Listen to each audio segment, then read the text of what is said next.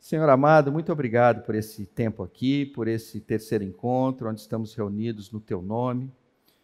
Contamos, Senhor, com a Tua presença, com o Teu Espírito, ó Pai, tendo total e plena liberdade para nos conduzir, para tocar os nossos corações, para quebrantar os nossos corações.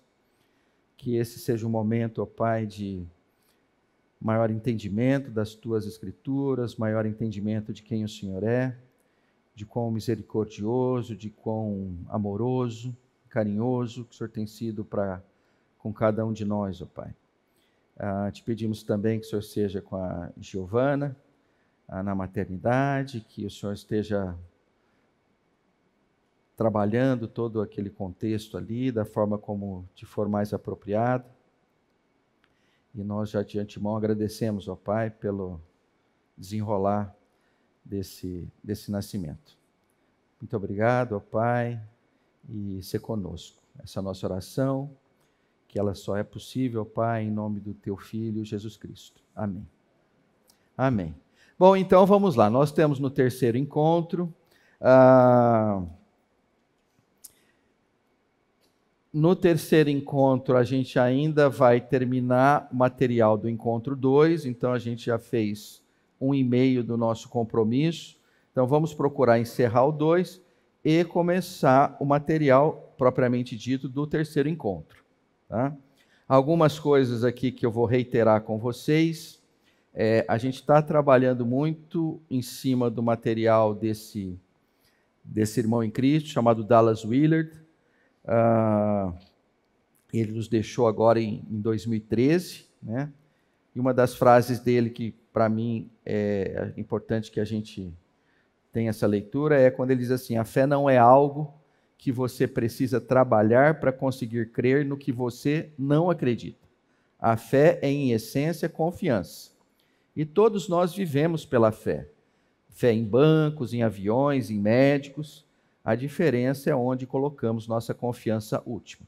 Então, nosso trabalho todo aqui, nossa conversa aqui, está basicamente em trabalhar o contexto da fé na figura de Jesus Cristo. Na fé, na figura, no contexto da Trindade. Tá? Esse é um livro principal que a gente está utilizando para trabalhar estes encontros aqui, se chama A Conspiração Divina. E aqui, aquilo que eu já comentei com vocês, eu até fiquei olhando para esse cara aqui, eu falei assim, nossa, será que esse cara aqui é o Paulo César Baruch? Mas não é, viu? Eu olhei e falei, mas acho que, né? Parece, não parece? Alguém que, né? Falei, não, mas não é, tá? Então, aquilo que eu comentei com vocês, os materiais que, entre aspas, sobram, que não vêm para os slides, eu estou procurando compilar, juntar um texto que tenha que tenha alguma unidade. Então, esse aqui foi o primeiro, no QR Code vai para lá, esse aqui foi o segundo, e no encontro 3, a hora que a gente chegar lá, vai ter o terceiro. Tá? Depois, no intervalo, eu deixo aqui em um ou outro e tal, quem tiver interesse, só clicar no QR Code e joga lá para o artigo. Bom, então vamos voltar para onde a gente estava na semana passada. Né? Na semana passada, eu acho até que eu fui salvo pelo gongo aqui, porque quando terminou a aula, o Juscelino chegou para mim e falou assim, agora a aula ficou interessante. Né? Eu me senti assim, ao mesmo tempo, contente e triste, né? Contente porque ele falou assim, nossa, agora você vai falar alguma coisa que preste. Eu só fiquei triste porque fazia 1h30 que eu estava falando algumas coisas que ele acha que não prestava tanto assim, né? Mas, brincadeiras à parte e tal, eu concordo com o Juscelino, eu acho que agora a gente chegou num ponto muito relevante aqui, que a gente vai estar lidando, né, quando João é preso por Herodes Antipas. Então vamos fazer uma leitura aqui e ver se a gente, né, se o Juscelino tinha razão, eu acho que ele tinha. Acho que ele tem, melhor dizendo.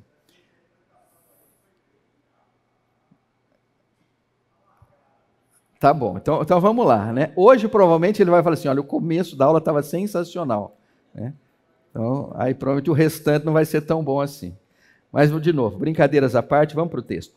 Pois Herodes, tendo prendido João, o amarrou e o colocou na prisão, por causa de Herodias, mulher do seu irmão Filipe. Porque João dizia a Herodes: não te é permitido viver com ela. Herodes queria matá-lo, mas tinha medo do povo, pois este o considerava profeta. Essas notícias sobre Jesus espalharam-se por toda a Judéia. Opa, deixa eu só voltar. Aqui a gente está falando de outro texto, tá? Mas o assunto é o mesmo. Essas notícias sobre Jesus espalharam-se por toda a Judéia e regiões circunvizinhas. Os discípulos de João contaram-lhe todas essas coisas. João chamou 2 deles e enviou-os ao Senhor para perguntarem: és tu aquele que haveria de vir, ou devemos esperar outro? Bom, aqui eu preciso fazer uma consideração. No encontro 2, eu não sei se vocês se recordam, que eu comentei que eu cheguei aqui meio, assim,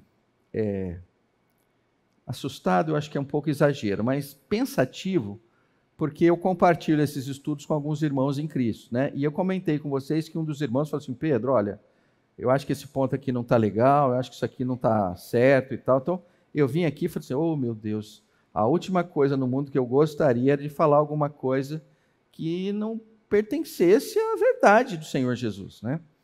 E aí é engraçado, né? Porque eu continuo acreditando que aquilo que eu estou passando para vocês é a verdade do Senhor. A gente vai ver isso até um pouco mais, né? Tem alguns trechos das Escrituras, aliás, um trecho das Escrituras que eu quero parar um pouco mais de tempo até para falar nisso, mas olha que coisa engraçada. Ontem ou anteontem, eu falei: poxa vida, esse cara me deu uma balada, será que eu continuo compartilhando? Né? Porque se eu compartilhar, vai que vem uma outra tamancada, né? Aí eu vou ficar mal, né? Mas é nessas horas que você fala assim: você é um homem ou um saco de batata, né? E eu falei: não, eu vou compartilhar, porque, né? Mas não deu outra, eu recebi a segunda tamancada, né? Essa foi boa, porque assim, como eu recebi antes, então deu para ir lá e falar assim: mas deixa eu ver com propriedade se aquilo que ele está falando condiz ou não, né? E aí bateu nesse texto, né? Que eu estou lendo aqui para vocês, né? Porque ele comentou assim: imagina se João Batista, sendo quem era, poderia ter dúvida. Eu fiquei olhando, falei: pô, mas peraí, essa aqui é uma tamancada assim, que eu acho que eu consigo lidar com ela. A primeira, que eu não vou nem entrar em contexto, eu ainda estou trabalhando. Mas nessa eu olhei e falei assim: mas peraí, mas como é que se explica essas escrituras, né? Então João Batista não teve dúvida, né? Aí não tem como, né? Como praticamente qualquer um de nós, vamos para os comentários bíblicos, né? Aí eu peguei lá alguns comentários bíblicos para dar uma olhada, né? Aí eu fui pegando alguns lá, e os caras meio que estavam dizendo assim: ô Pedro, você está certo, teve dúvida aí no contexto, né? Aí depois eu peguei um, chama-se John McGill, ou só John Gill, alguma coisa assim, que ele tem comentários sobre o Novo Testamento. Eu falei: olha, aqui deve ser aonde o meu amigo bebeu, né? Que dizia o seguinte: olha, João Batista não tinha dúvida alguma. Na verdade, ele só fez isso para que os discípulos dele, que pudessem ter alguma dúvida, conseguissem tirar essa dúvida com o próprio Senhor, né? Aí eu falei assim: nossa, esse John McGill tinha que chamar John mesmo, porque é um tremendo defensor do João, né?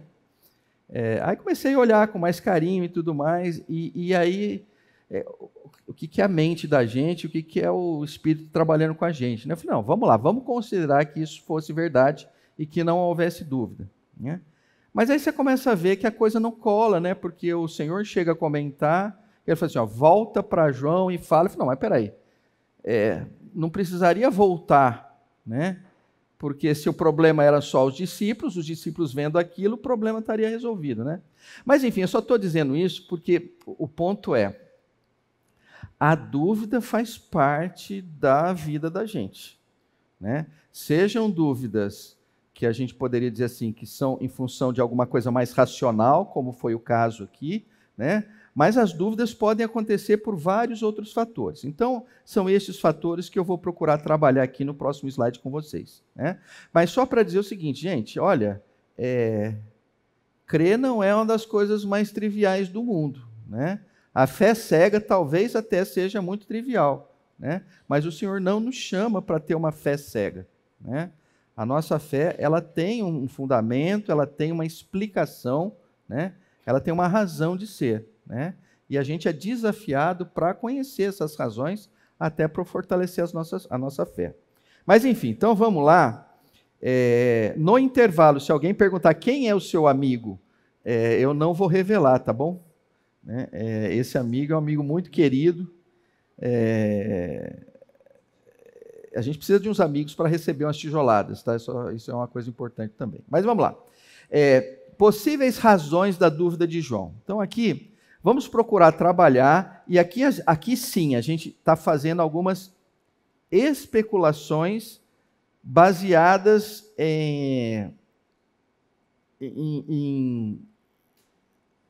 na cultura existente naquele momento, né? E parte disso está presente até hoje, e a gente vai ver isso um pouquinho mais para frente, né? Mas o ponto uma das possíveis razões da dúvida de João é que existia um contexto de que, na vinda do Messias, esse Messias não teria só uma vinda num contexto espiritual, mas teria uma vinda também num contexto político, de assumir, de fato, um poder, né, como um rei, como um regulador e tal, né? Então, alguns comentaristas dizem assim, olha, pode ser que quando ele começou a ver o desenvolvimento do ministério do Senhor Jesus Cristo, falou, mas cadê aquela parte que ele vai reinar? Cadê aquela parte que ele vai surgir como alguém que vai botar toda uma ordem política dentro dos eixos, né? E como ele começou a olhar para aquilo e viu e falou, parece que não vai ser isso que vai acontecer, né? O contexto é um contexto muito mais espiritual do que um contexto político, né? Então ele falou, olha, talvez, em olhando para isso, ele falou, poxa, será que é ele mesmo? Né? Uma outra coisa também que é interessante é o seguinte, né? O sofrimento pessoal, ele mexe com a gente, né? E ele faz a gente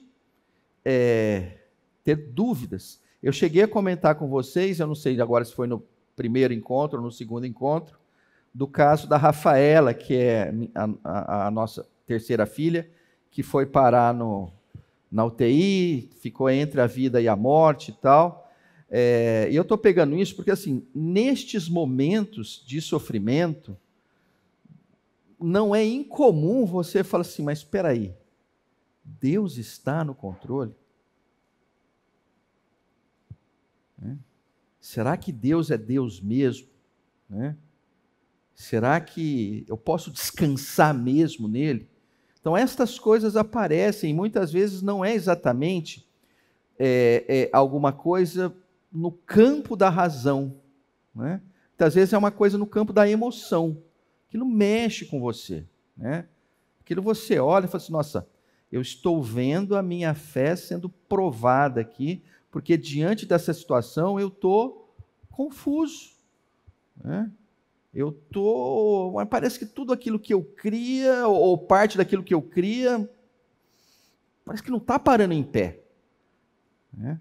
Então, o sofrimento pessoal é uma das razões que pode nos levar a um contexto de, será que Deus é Deus? Será que Deus é bom? Será que Deus é bom sempre? Será que Deus é bom às vezes? Por que isso está acontecendo comigo?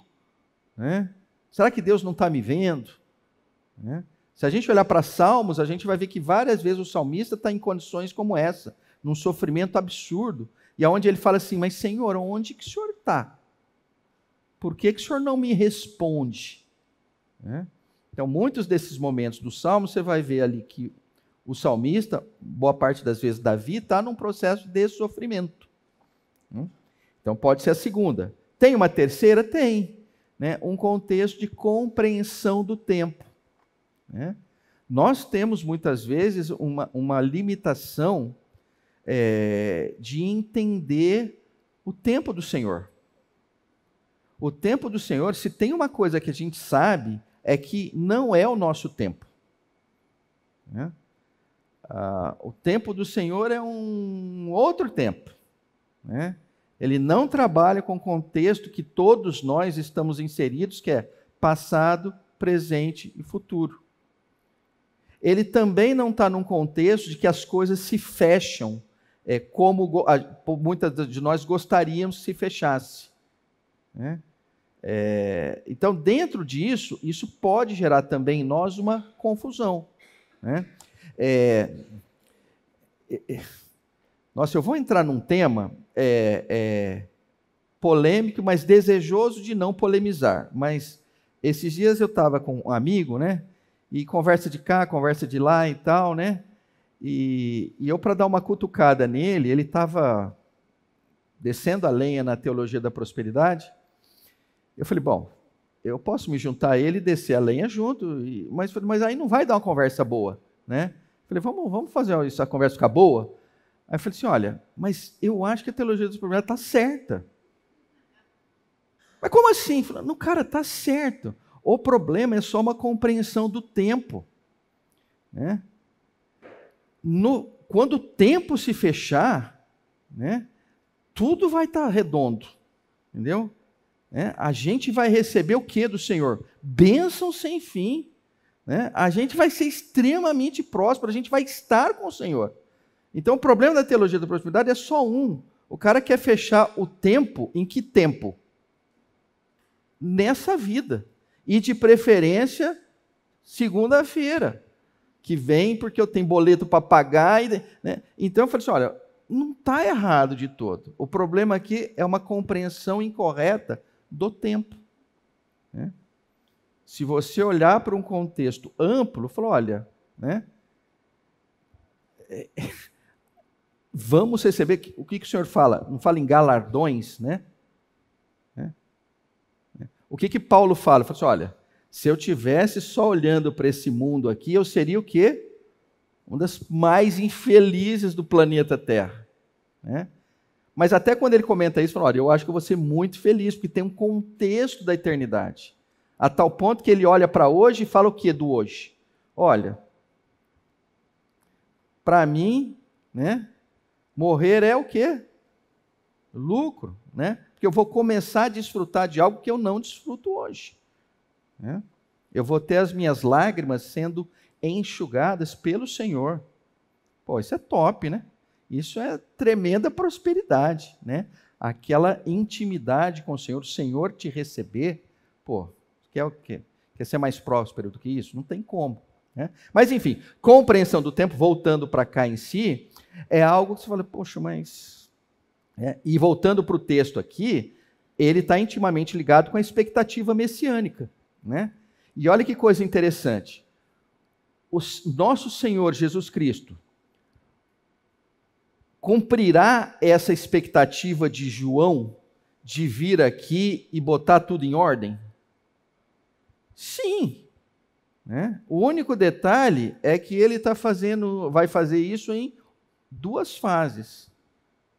A gente está o quê? Aguardando a segunda vinda do Senhor. E as Escrituras mostram para a gente o quê? A segunda vinda será como a primeira vinda? Não será, definitivamente não. Né? Agora, para quem estava lá naquela hora, naquele momento, falou, poxa, será que vai ser as 2 ao mesmo tempo? Né? E aí hoje a gente sabe com muita clareza que as coisas, uma já se deu, pela qual a gente hoje vive a era da graça, Mas a segunda que nós estamos aguardando, uma era onde, que é o fechamento dos tempos, né? Ela vai ocorrer. E quem virá? O Senhor Jesus Cristo, o Messias, como aquele que vai julgar, né? Então, um terceiro ponto pode ser a compreensão do tempo. E o quarto ponto? O quarto ponto, eu estou colocando aqui como a ação de Deus, né? A ação de Deus, o que eu quero colocar aqui é o seguinte, alguns de nós, ou talvez, vamos melhorar isso aqui, acho que todos nós, em algum momento das nossas vidas, a gente acreditou que Deus ia agir de uma forma, né? Creu nisso, mas o Senhor acabou agindo de uma outra forma.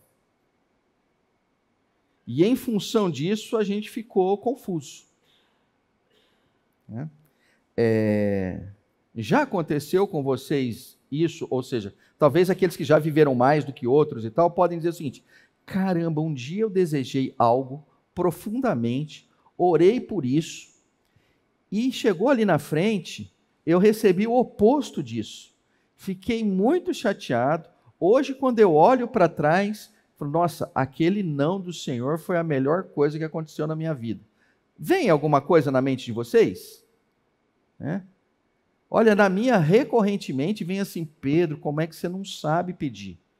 Pedro, como é que você não sabe entender que, olha, o que o Senhor está fazendo para você, embora você não goste, embora você desejasse algo diferente, é o melhor para você.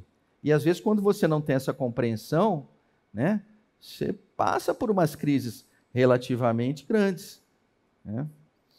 Bom, e posto isso, vamos lá. Na expectativa messiânica, né, o que pode gerar como sentimento em você? E aí aqui é só para descer, para ver se a gente já teve esses sentimentos, essas sensações, né? Olha, quem esperava a expectativa messiânica na primeira vinda do Senhor, se frustrou. Teve frustração nisso. Num sofrimento pessoal, o que pode acontecer? Deus me abandonou. Então, é uma sensação de que você foi esquecido, né? Volta aqui um contexto dos salmistas. Quantos e quantos salmos que ele, em sofrimento, diz isso para o próprio Senhor nos salmos ali, né? O Senhor se esqueceu de mim, né? A compreensão do tempo, quando nós não temos ela muito clara, isso nos traz angústia, né? E a ação de Deus, quando Deus resolve agir de uma forma que a gente não imaginava, né? Aquilo nos traz desespero, porque é como se, olha, nossa, mas Deus não está agindo, Deus não está presente, né? Então, só para tentar colocar o que pode ter passado na cabeça de João Batista. Pode ter sido os 4, pode ter sido 1, pode ter sido 2, pode ter sido mais isso, mais aquilo, né? Nós não temos tanta clareza assim, o texto não nos dê essa clareza. Por outro lado, quando a gente olha para isso, fala assim, puxa vida, tem experiências aqui que me parece que cada uma dessas aqui me levou a ter esses sentimentos. E isso são situações muito desconfortáveis, né? A dúvida é um local de desconforto, né? Bom, vamos lá. Para fechar essa parte aqui, a fé, isso é uma frase de Dallas Willard que diz assim, a fé não significa ausência de questionamentos, mas perseverança apesar deles, né? Então a gente precisa ter esta compreensão, né? Dentro da nossa fé haverá ainda questionamentos, mas nós precisamos perseverar para sermos honestos, íntegros e corajosos para fazermos as perguntas que muitas vezes mexem com a gente, né? Nos trazem esse desconforto. Bom, agora vamos para a resposta de Jesus. Naquele momento, Jesus curou, em Lucas 7, tá? Naquele momento, Jesus curou muitos que tinham males, doenças graves, espíritos malignos, e concedeu visão a muitos cegos. Então Jesus respondeu, respondeu aos discípulos de João, né? Voltem e anunciem a João o que vocês viram e ouviram.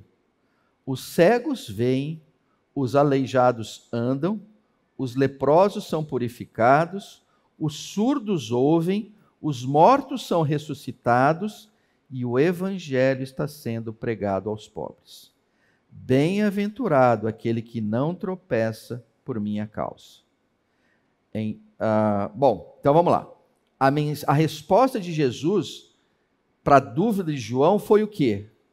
Olha, vai lá e diz a ele o que é que vocês estão vendo, mas também diga a ele o que vocês estão ouvindo.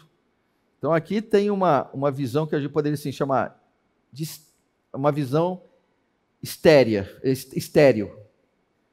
de estéreo, não de estéreo com L e com O, tá?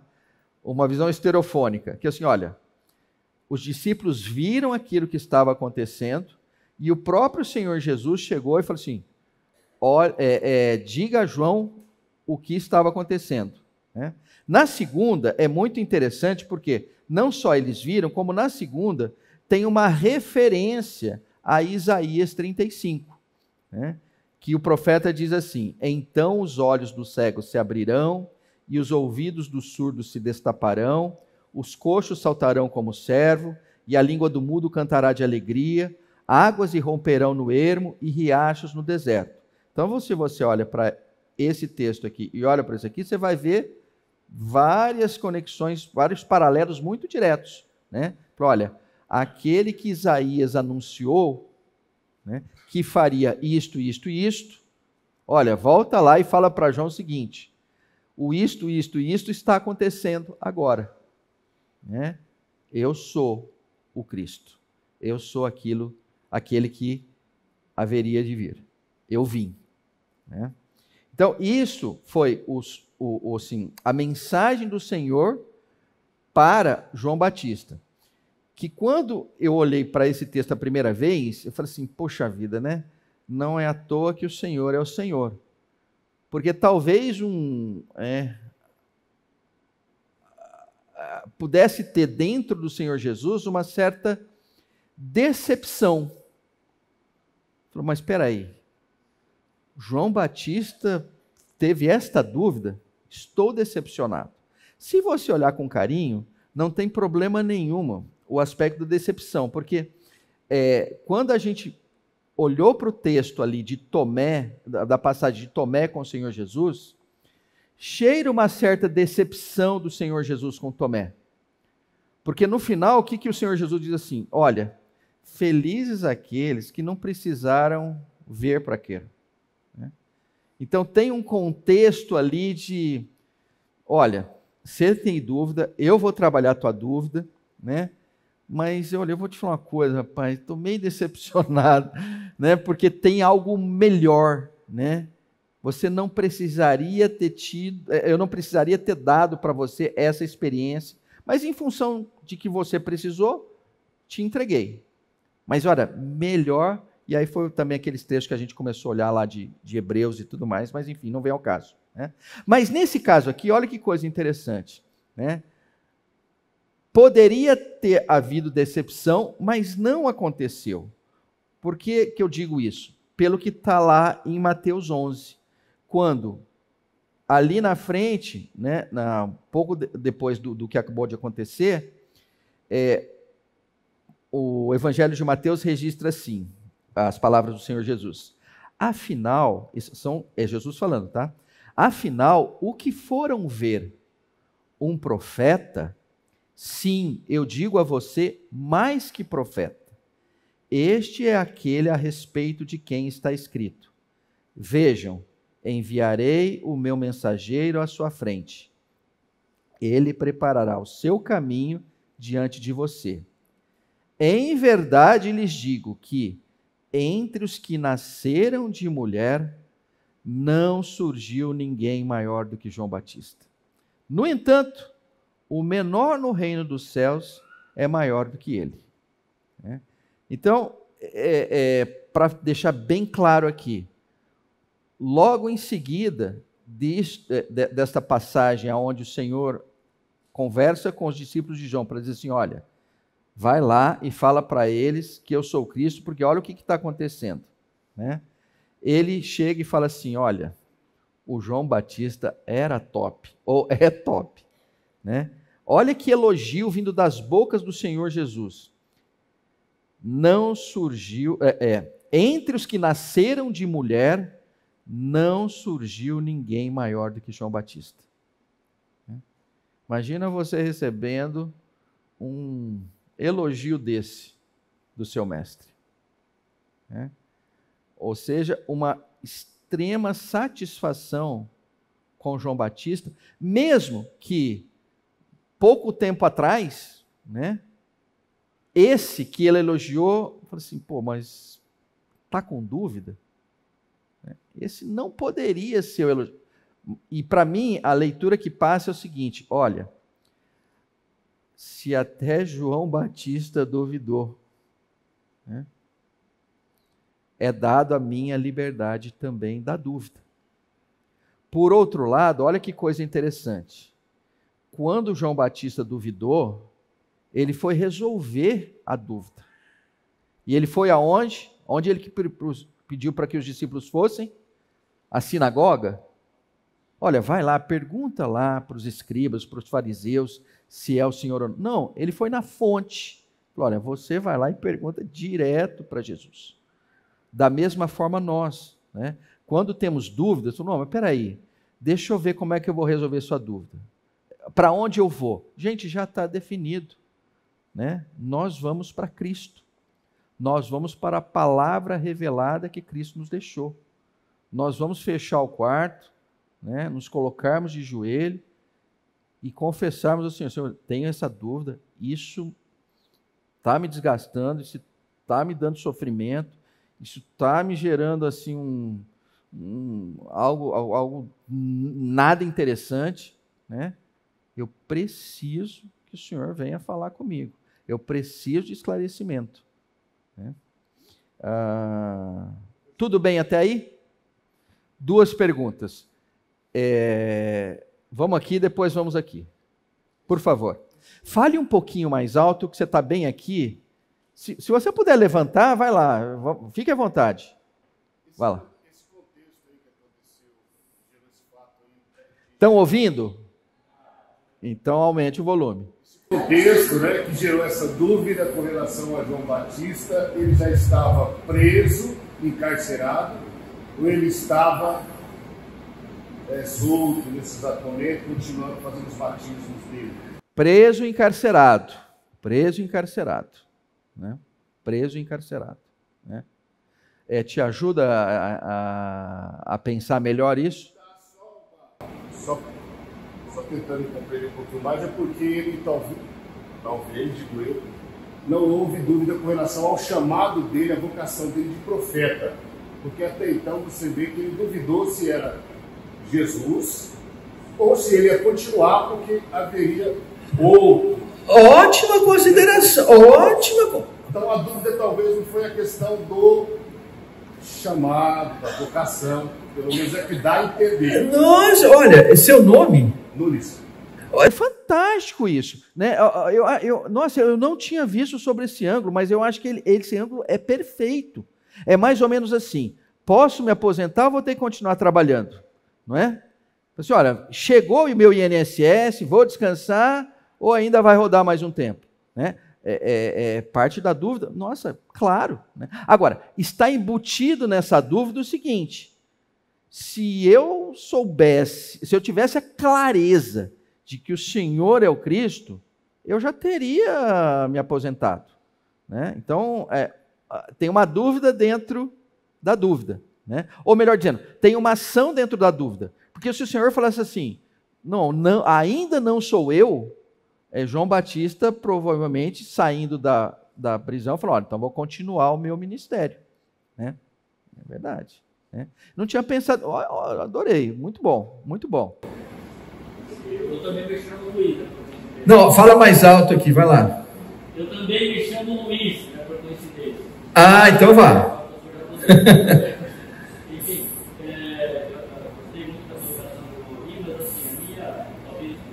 Vocês estão ouvindo? Estou ouvindo? Um pouquinho mais alto então. Mais alto. Talvez a minha dúvida é que ele tendo tido, né, João Batista tendo tido a revelação da dimensão que ele teve, de ver o Espírito Santo descer sobre Jesus na forma de uma pomba, vir a voz do céu, e ele ter dito para Jesus, importa que ele cresça e que ele diminua, depois de toda essa manifestação, e ele ter dito, né, eu deveria ir para ser batizado por você, que você venha a mim, né, para ser batizado. Então a impressão que eu tenho é que João tinha uma plena convicção, naquele momento, de que Jesus era Cristo. Mas essa experiência, qualquer um de nós tivéssemos tido essa experiência, nós não teríamos tido essa dúvida. Então o que me surge de dúvida, talvez, o professor colocou muito bem, é que João Batista, talvez, pelo sofrimento e por toda a concepção humana que ele tinha, que Jesus, o Messias, viria, com reino, com glória, com tudo, talvez algumas dúvidas humanas tenham surgido. Mas eu acredito que o cerne da concepção da interpretação de João Batista é muito claro para ele, só que óbvio que como ser humano ele teve dúvida, né? E não sei se alguns sabem, mas até hoje ainda existe uma seita chamada de Mandeus, que ela é descendente da seita gnóstica lá do primeiro século, e que eles ainda creem que João Batista é o Messias. Olha. E eles têm mais ou menos 100 membros no mundo, eles se localizam lá no Iraque, foram perseguidos pelos cristãos e também pelos islâmicos, né? E hoje são um pequeno grupo, eles não são proselitistas, mas eles creem firmemente que João Batista é o Messias, e não Jesus, né? São de nós, né?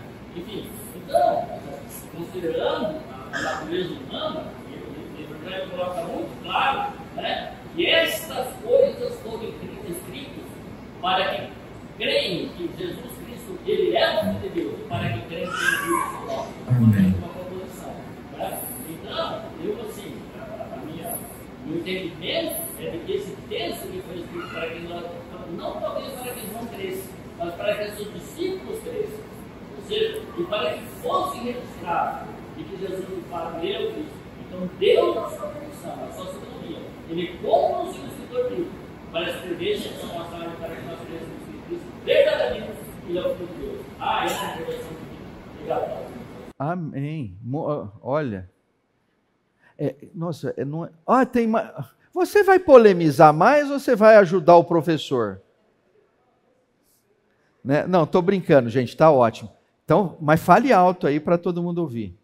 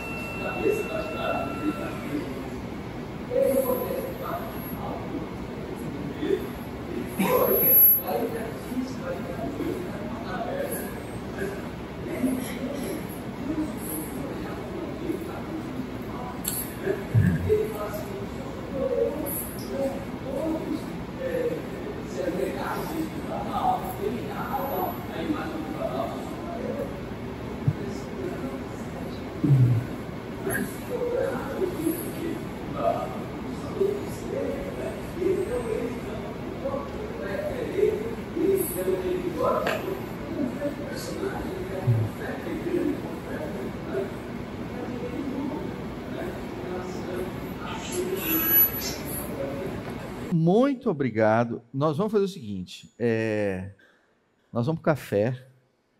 Depois que voltar, eu vou tentar amarrar. Muito obrigado, que você me ajudou demais, tá? Tiveram 2 aqui que complicaram a minha vida, mas você me ajudou, né? Então, eu agradeço muito. Né? Não, na verdade, eu agradeço os 3. Vamos para o café e depois eu queria comentar algo que os 3 comentaram e acho que vale a pena, faz um fechamento bom, tá? Então, olha só, com essas 3 colaborações que foram feitas aqui, a qual eu agradeço cada uma delas, eu só queria comentar algo, até no intervalo estava comentando sobre... eu gosto de alguns autores que são... O pessoal chama eles de contempladores e tal. Geralmente são Quakers e tal, né? E eles gostam muito de trabalhar um contexto da noite escura da alma, né? E eu acredito assim, quem já viveu as noites escuras da alma, sabe como é difícil, né? A razão, ela, nessas noites, ela, por alguma razão, assim, eu ia dizer assim, que ela se enfraquece, mas não sei se se enfraquece, mas assim, fica muito claro que ela não é suficiente, né? E as nossas emoções, os nossos sentimentos e tal, nos levam a lugares muito desconfortáveis. E não é incomum nessas noites escuras da alma, né, que pode ser a perda de um filho, né, enfim, pode ser tanta coisa, né? Às vezes nem é nada disso, às vezes pode ser uma depressão profunda, enfim, né? Como é que se chega nas noites escuras da alma? Eu acho que tem vários caminhos para se chegar nisso aí. De certa forma, a gente muitas vezes não os escolhe, eles acabam acontecendo, né? Mas uma das coisas que a gente precisa entender é que nessas noites, nesses momentos e tal, as dúvidas aparecem, né? E a gente saber lidar com elas, né, é algo muito importante. Uma das coisas que a gente sabe com muita clareza é que, olha, eu vou ter que me agarrar ainda mais no Senhor, né? Então, disciplinas como a oração, como estudo, como jejum, como, enfim, outras aí, a gente vai ter que intensificar, né? E uma coisa maravilhosa é o seguinte, é quando a gente sai dessas noites e tal, a gente sai diferente, a gente sai transformado, a gente sai mais resiliente, a gente sai mais forte, né? Então não desejo a ninguém que entre, mas o ponto é o seguinte, eu acredito que muitos de nós já entramos, já saímos, alguns de nós estamos vivenciando nesse momento, e outros ainda vão vivenciar, né? Essas aflições serão parte, né? Então, eu espero que quando acontecer isso, vocês se lembrem, né, que pessoas como João Batista, como Elias, que foi citado e tal, né, já entraram em momentos muito complicados na vida, né? E em todos eles, no final, tem libertação. Em todos eles, no final, tem libertação. Tá? O Senhor não tem desejo que a gente viva eternamente nesse local tão desconfortável. Tá? Bom, então vamos lá. No contexto da aplicação, né, queria só citar duas coisas que a gente já tratou, que Jesus compreende as nossas fraquezas, Jesus compreende as nossas dúvidas, ele reforça a fé através de evidências, da sua graça, da sua palavra, dificilmente xingando a gente, com bronca ou rejeição, né? A não ser que a gente esteja entrando num contexto aí daquilo que eu comentei também, se eu não me engano, no encontro 2 e também no encontro 1, de um ceticismo radical, né? Uma deliberada intenção de não quero crer em mais nada. Então, para fechar isso aqui, o Dallas Willard diz assim também: nossa identidade e missão não mudam, mesmo em momentos de crise. Somos filhos de Deus e discípulos do Senhor Jesus Cristo. Então, só para fazer o link, quando ele fala nossa identidade e missão, ele está se referenciando no seguinte: a nossa identidade é: nós somos filhos de Deus. Não interessa o momento que a gente esteja vivendo, não interessa o tamanho da dúvida, nós somos filhos de Deus. Essa identidade não será alterada. E no segundo aspecto, quando ele diz assim, a nossa missão a nossa missão é o seguinte, é sermos discípulos do Senhor Jesus Cristo. É andar pelos caminhos que o Senhor Jesus Cristo tem para nós, né? Seguirmos o Senhor, tá? Então isso deveria e deve ser o essencial para a gente viver momentos de crise, de dúvidas que venhamos a ter. Aqui o desafio prático, eu pedi ao Boroto para colocar o link desses slides lá no YouTube junto com os vídeos. Confesso que eu não vi se estão lá ou não, tá? Se estiverem, tudo bem. Se não estiverem, eu vou checar no quarto encontro, eu vejo se está tudo lá. Mas assim, alguns já vieram me perguntar assim, Pedro, os slides estão lá? Eu falei que deveriam estar. Mas vai que não está, então a gente está passando a lista de chamada, tá? Se você no verso quiser colocar o seu e-mail, eu mando o arquivo para vocês, tá? Tudo bem? Então só deixa o e-mail lá e a gente manda. A nossa oração para fechar esse segundo encontro é essa, né? Aonde, Senhor, nós pedimos que fortaleças a nossa fé, que nos dê firmeza para permanecermos de pé, mesmo nos dias escuros, e que o Senhor nos encha de compaixão para estender a mão aos que também enfrentam crises e incertezas, ajudando-os a te encontrar. Vamos então para o terceiro encontro, né? Material do terceiro encontro, né? Então esse aqui é o link do terceiro artigo. Vou deixar aqui uns 10 segundos aqui para vocês, quem quiser clicar. Mas eu posso deixar no final também.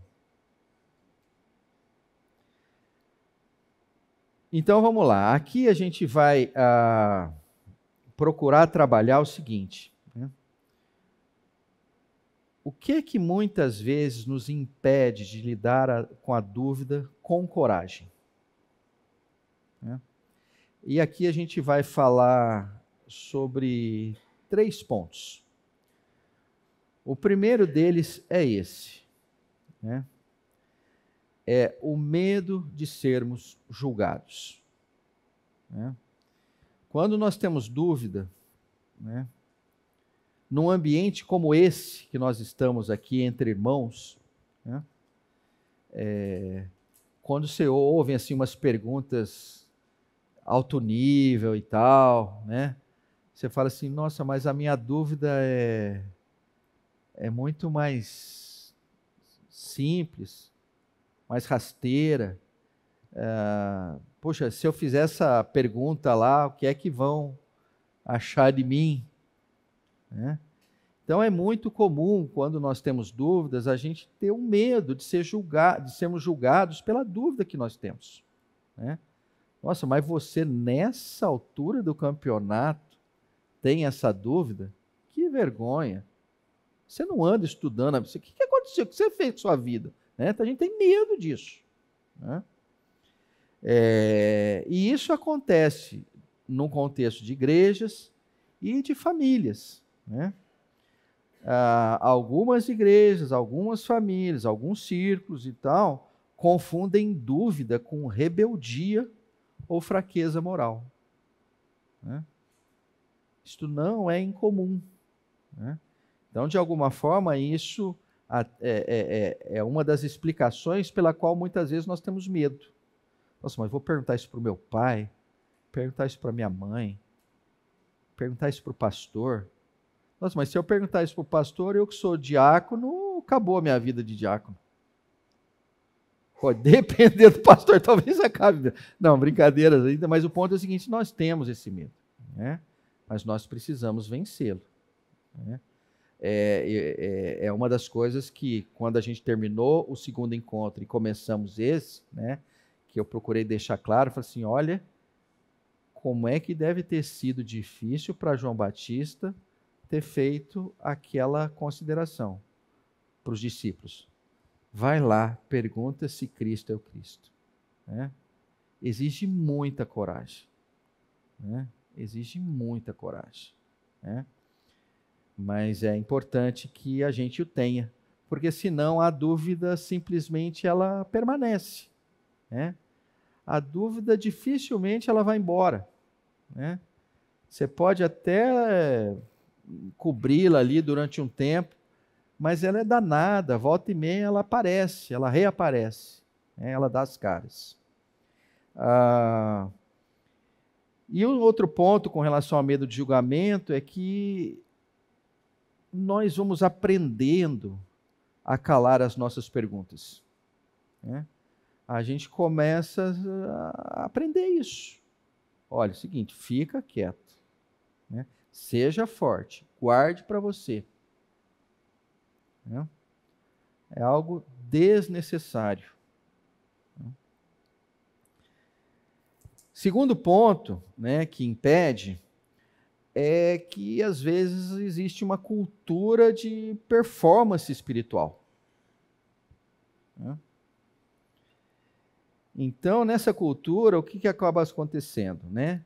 Se valoriza aquela certeza que é visível, né? E quem está em crise sente vergonha. Isso é muito comum, né? Você viu o irmão, que fortaleza que ele é? Nossa, né? Aí você fala, poxa, né? Ó, você viu aquele ali, ó? Nossa, coitado, está em crise. O que será que é? Será que ele não ora? Será que ele não faz isso? Será que ele não faz aquilo e tal? Enfim, né? Essa cultura de performance espiritual, ela é extremamente negativa, né?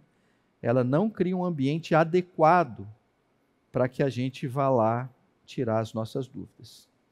E o terceiro, né, é o que eu acho que talvez seja assim, mais relevante, né? Falta de espaço para conversas autênticas.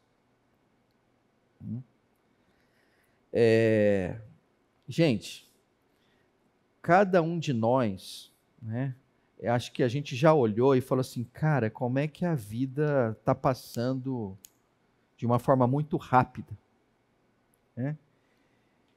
E muitas vezes, nesse contexto da rapidez, né, o que tende a acontecer é que as nossas relações, elas passam a ser superficiais, formais, e eu vou considerar um outro ponto que eu não coloquei aqui, mas deveria, mas que me veio à mente agora.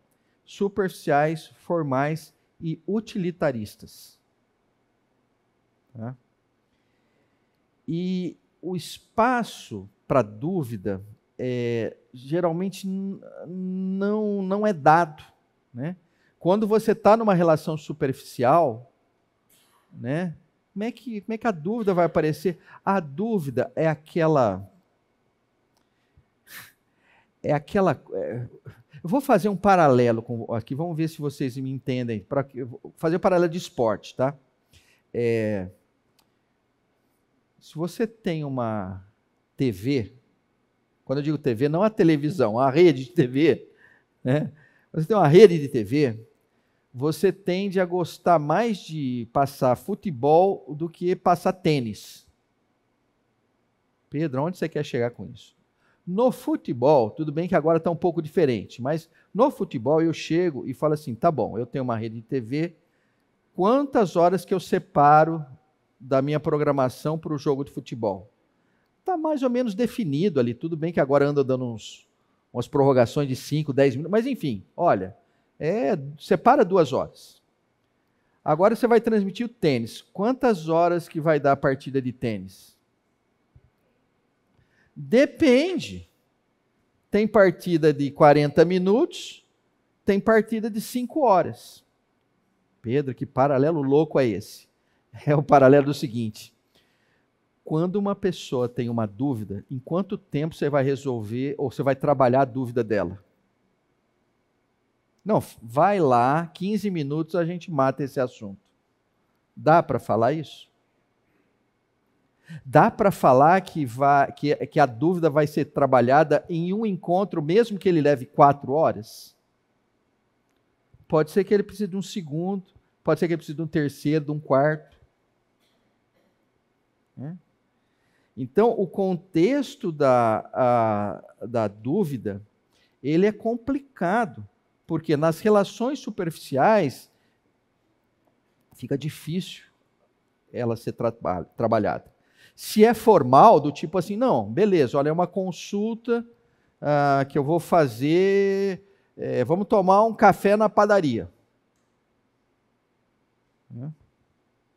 Tá bom, estabelece, vai lá, toma um café. Pode ser que ela não seja tratada como ela deva ser tratada naquele café. Pode ser que precise de mais café. Pode ser que, na verdade, nem é que ela precise de mais café. Pode ser que aquele compromisso que você tem com o cliente, você vai ter que ligar para o cliente e falar assim, ó, não vou aqui porque... Aí o cara, mas qual foi a razão? Eu falei, então, estou tirando uma dúvida de um amigo aqui. O cara fala assim, seu contrato está encerrado. Né? Então, o formalismo, muitas vezes, das relações não permitem.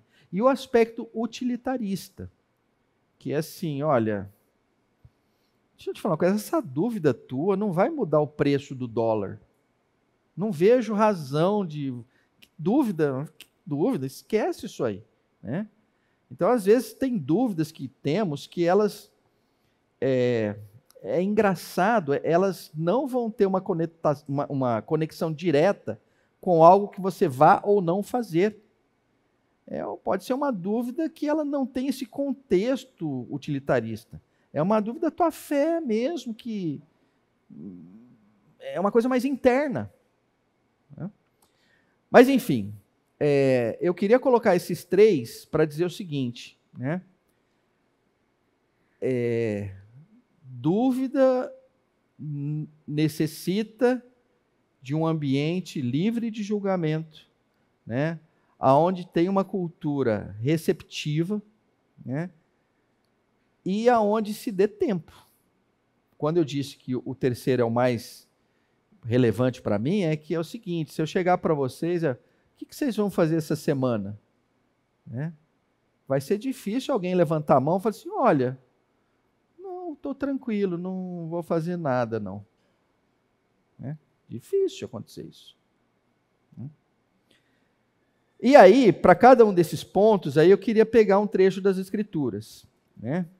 Então, aqui pode ter uma certa forçação de barra, pode ter, mas eu acho que é útil a gente trazer os textos. Então, para o medo de julgamento, eu queria trazer esse texto de João 9.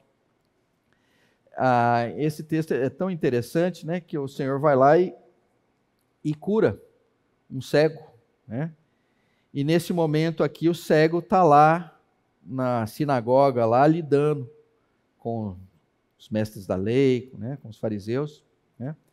E acontece assim, os judeus não acreditaram que ele fora cego e havia sido curado enquanto não... os judeus não acreditaram que ele fora cego e havia sido curado enquanto não mandaram buscar os seus pais. Então ali vocês estão lembrando da passagem? Né? Olha, foi curado, foi lá, né? Tem uma certa inquisição ali em cima dele, né? Ele tenta responder uma pergunta aqui e ali e tal, não foi suficiente, falaram, chama os pais do rapaz aí, né?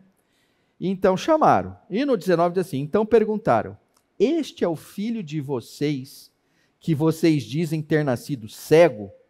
Como ele pode ver agora? Olha que pais sensacionais, né? Os pais responderam, sabemos que ele é o nosso filho e que nasceu cego, mas não sabemos como ele pode ver agora, ou quem lhe abriu os olhos. Perguntem a ele, pois já tem idade e pode falar por si mesmo. Eu peguei essa aqui para dizer o seguinte, o cego estava no enrosco, né? O ambiente aqui era de julgamento em cima de algo que tinha acontecido com ele. E quando chama os pais, você fala, não, os pais vão ficar do lado dele, vão ajudar ele a resolver, né?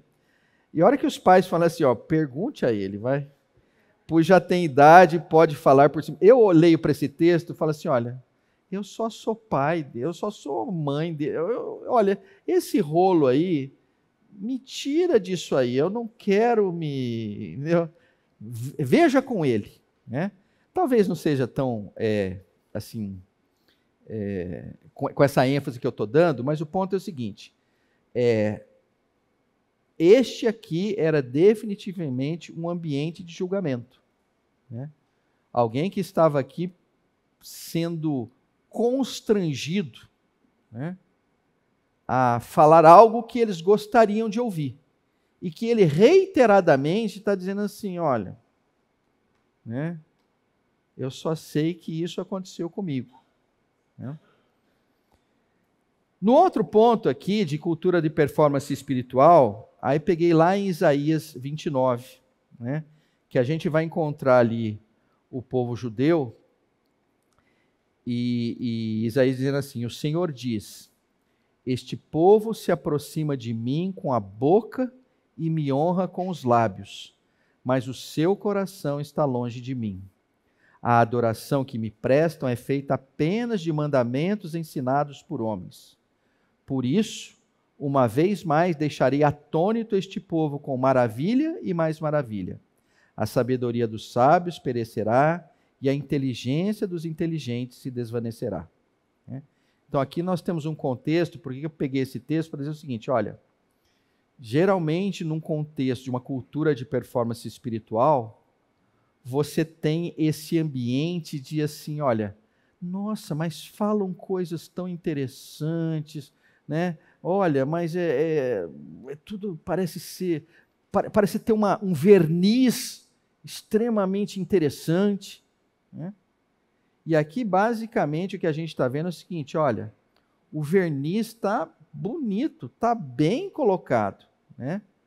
Mas o Senhor fala assim, eu estou vendo embaixo do verniz. Eu poderia ter pego outro trecho das Escrituras, quando o Senhor trabalha com o conceito de sepulcros caiados, né? Uma cultura de que, olha, por fora, tudo branquinho, né? Oi? Podemos também pegar como é que é? Por dentro, por fora, bela viola, por dentro, pão bolorento, é isso, né? Então, este contexto é complicado, né? E olha que coisa interessante, ele pode acontecer aonde? Ele pode acontecer em todo e qualquer lugar, né? Agora, nestes ambientes, como é que a dúvida será tratada? A dúvida é quase que uma afronta a essa cultura. A dúvida seria quase que uma rachadura dentro do sepulcro. No sepulcro, melhor dizendo. E por último, falta de espaço para conversas autênticas, o texto de Paulo, quando escreve aos Gálatas, dizendo assim, levem os fardos uns dos outros e assim cumpram a lei de Cristo. Se alguém se considera alguma coisa, não sendo nada, engana a si mesmo. Cada um examine os próprios atos e então poderá ter orgulho de si mesmo, sem se comparar com ninguém, pois cada um deverá carregar a própria carga. Aquele que está sendo instruído na palavra deve compartilhar todas as coisas boas com quem o instrui. Você começa a olhar para esse texto aqui e você fala, poxa, aqui está uma bela definição de uma igreja saudável. Aqui está uma bela definição de uma koinonia saudável. Aqui está uma bela definição de uma família saudável. Então, um conjunto de pessoas que viva Gálatas 6, do 2 ao 6, você pode dizer o seguinte, ambiente maravilhoso para a dúvida ser trabalhada. Levem os fardos uns dos outros. Se alguém se considera alguma coisa, ou seja, se tem algum que está se achando todo bonitão, né, vamos deixar claro, é nada, né? Você está se enganando. Então, este contexto de uma extrema sinceridade e de um reconhecimento da nossa pobreza, né, é um ambiente extremamente propício para que trabalhe-se toda e qualquer dúvida. Bom? Então, esse aqui é um anti-exemplo, né? Os outros dois eram exemplos, esse aqui é um anti-exemplo. E aí, tem algo que eu só botei isso aqui, do livro e que eu achei legal esse termo final aqui. Então, Dallas aponta que muitos vivem uma fé de fachada, porque tem medo de parecer menos espirituais, e ele afirma, isso não é fé genuína, mas gerenciamento de reputação espiritual. Eu achei sensacional esse termo aqui, né? Então, nós precisamos entender o que é que nós estamos fazendo, seja na igreja, seja na coinonia, seja no trabalho, seja na família. O que nós fazemos? Eu faço gestão de reputação espiritual. GRE. Eu estou envolvido com a GRE. Né? Olha, o ponto é o seguinte, não é para isso. Né? O Senhor não nos chamou para trabalhar em gestão de reputação espiritual. A nossa reputação, inclusive, tem que ser trabalhada pelo Senhor. Né? Eu não vou cuidar da minha reputação no sentido assim, deixa eu me aparecer sempre bem, sempre legal, sempre espiritual, não é por aí. Né? Muitas vezes, inclusive, né, e acho que vocês já devem ter tido essas experiências, né, quando o outro se mostra vulnerável, rapaz, eu tenho uma vontade danada de me abrir para com ele. Né? Acho que acontece isso com vocês, né? A hora que o outro fala assim, olha, cara, eu não valho nada. Eu falo assim, rapaz, então você é um cara perfeito para me ouvir aí. Porque você fala assim, não, eu sou espiritual. Olha, sabe o que acontece? Você não acorda às 4:30 da manhã, não põe o joelho no milho, não faz isso. A hora que o cara põe esse negócio assim monstruoso, mas você come a carne, você não sei o que faz, você faz isso. Você fala assim, meu Deus, eu quero distância desse cara. Ele é muito... Imagina, se eu for falar da minha dúvida para ele, né, de duas uma, né? Ou ele vai me dar uma cacetada, ou ele vai me dar um conjunto de regras ali para eu seguir, ó. Tantos Pai Nosso, tantos disso, tantos daquilo, faz assim, faz assado, vai me enfiar um monte de regra. Né? Dessas pessoas, eu com 60 anos, eu estou fugindo. Né? Eu gosto da ideia de, olha, né? Estou caminhando, estou crescendo, mas deixa eu te falar uma coisa, eu estou muito distante. Né? É um pouco daquilo que o C.S. Lewis fala, se eu não me engano, no Cristianismo Puro e Simples, que ele diz assim, olha, quanto mais perto do Senhor a gente se aproxima, mais sujo a gente vê que a gente está. Né? Isso, para mim, é uma grande verdade. Né? Mas, beleza. Agora nós vamos para um outro ponto aqui. Que horas são agora? 10h55. Vamos para esse aqui. Ó. Aqui a gente já vai para uma parte de aplicação. Como encorajar alguém a expor as suas dúvidas? Aqui é eu como agente, né? Como é que eu faço isso? Aí a primeira coisa é essa orelhinha aqui, né? Criar uma cultura de escuta antes da correção. Né? Eu tendo a dizer para vocês o seguinte, né? Eu estou tentando isso aqui, já não é de hoje, né? A minha família, supõe a minha esposa, as minhas filhas, falam assim, pai, por que você está ainda no jardim da infância desse negócio aqui? Né? Eu tenho muita dificuldade. Né?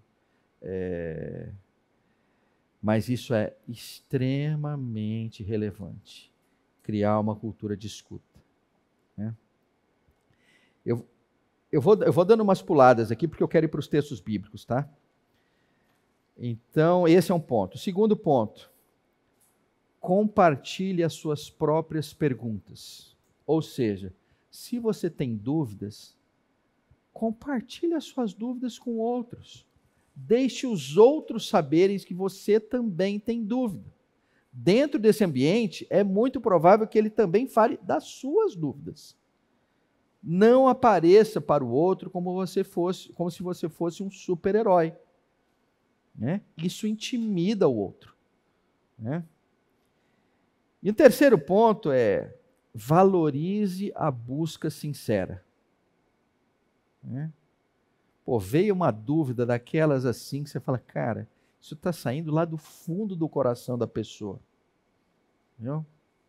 Valorize isso. né? Valorize porque tem coragem envolvida nesse processo. E os textos bíblicos para cada um dos três, o primeiro deles está em Tiago 1, 19 a 20. Meus amados irmãos, tenham isto em mente. Sejam todos prontos para ouvir, tardios para falar e tardios para irar-se, pois a ira do homem não produz a justiça de Deus. Ou seja, essa cultura de escuta, ela é bíblica. O Senhor está dizendo, olha, pronto para ouvir. Mas eu queria falar, tardio para falar.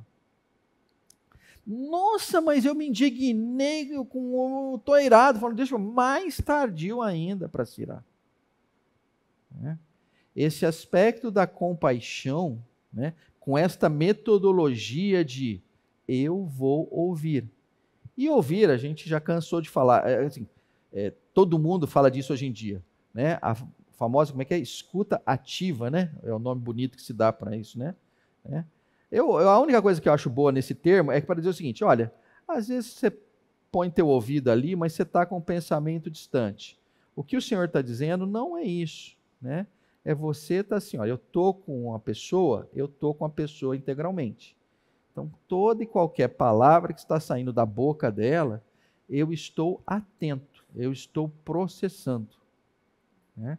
Para criar um quadro até um ponto que alguma coisa eu possa falar. E aí a gente vai continuar o terceiro encontro a partir da semana que vem. Gente, para não deixar vocês sem notícia, eu diria que eu também estou sem notícia, não tem notícia alguma aqui, tá? Então eu estou no vazio, tá? Mas que o Senhor abençoe vocês, que vocês tenham um ótimo almoço, uma boa semana, e que na casa de vocês, né, abram espaço para que a dúvida possa ser recebida e possa ser tratada da forma como o Senhor gostaria de tratá-las, tá bom? Boa semana para vocês.